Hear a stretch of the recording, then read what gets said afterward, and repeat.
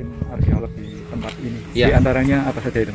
Jadi untuk temuan artefaktual itu yang kita dapatkan dari hasil penggalian ini memang bervariasi. Jadi ada berupa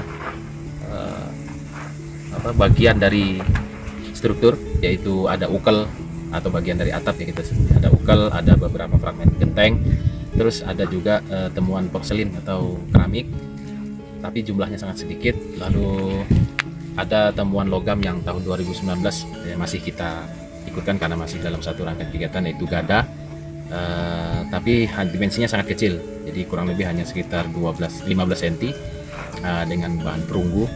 Konteksnya masih belum bisa kita interpretasi apakah dia memang bagian dari bangunan utama ini atau dia sengaja didatangkan atau dibawa dalam rangka untuk ritual dan lain-lain, karena konteks temuan logam memang masih belum ada kecuali itu. Lalu ada koin atau uang kepeng yang Cina yang tengahnya bolong. Lalu beberapa fragmen gerabah, yaitu wadah seperti mangkok, pedupaan, terus semacam pot atau paspurna dan lain-lain. Juga beberapa fragmen dari batu andesit yang kita duga dia itu bagian dari arca yang merupakan tokoh yang ada di stela atau di Watu Ombonya.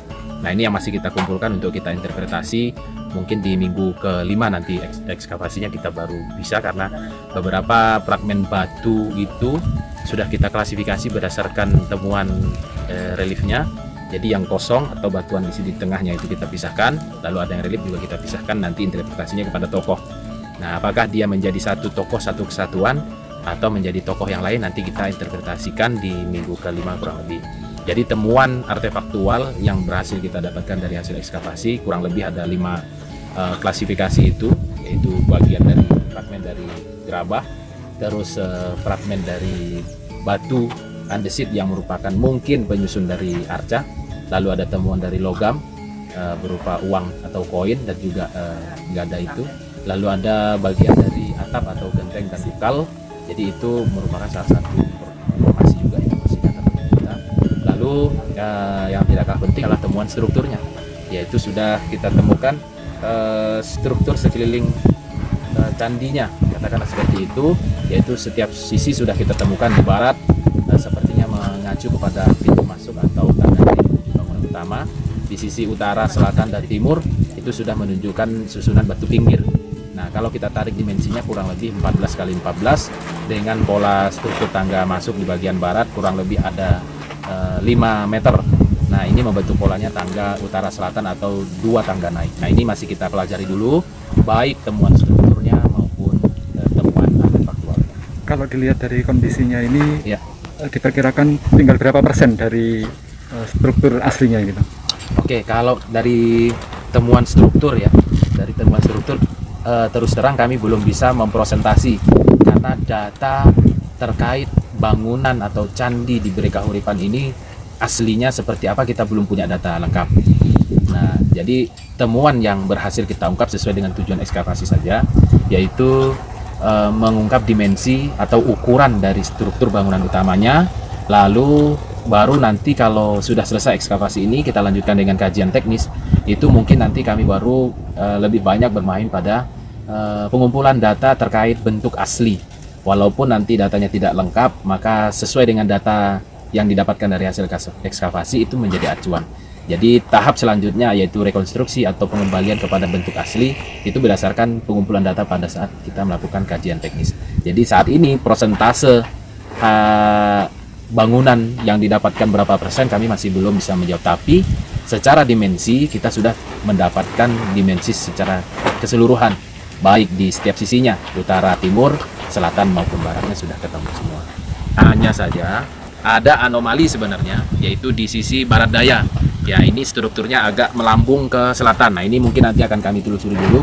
Apakah dia menjadi satu kesatuan bangunan yang lain atau dia merupakan struktur tambahan dari candi itu sendiri, atau memang struktur tambahan baru yang pada saat beberapa kali penambahan oleh warga itu dilakukan. Jadi Yang khusus untuk struktur di barat daya masih kita gali dulu, kita habiskan dulu, baru kita identifikasi apakah dia asli atau tambahan baru atau memang ada konsep penambahan bangunan suci pada saat itu.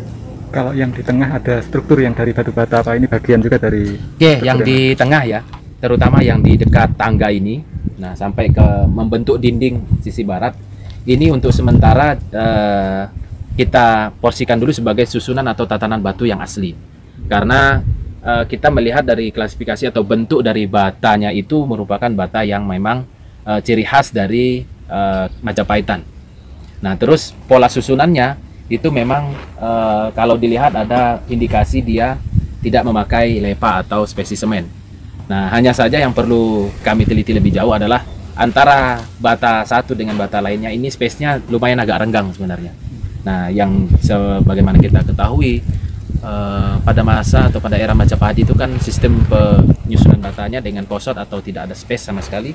Nah, ini masih ada. Apakah dia memang dibangun pada masa itu atau memang dia menjadi susunan struktur yang memang belum ditampakkan, yaitu masih bagian dalam, atau dia memang sudah mengalami perbaikan. Jadi kita masih belum bisa membongkar ini karena yang kita kejar awal ini adalah dimensi. Nanti terkait susunan bata yang ada khususnya di sisi barat ini yang sangat banyak, itu nanti akan kita lanjutkan pada kajian teknisnya. Jadi mungkin akan kita buka satu persatu dengan coding, itu dengan mengasih kode bata, sehingga nanti waktu pengembalian itu akan tetap kembali seperti semula.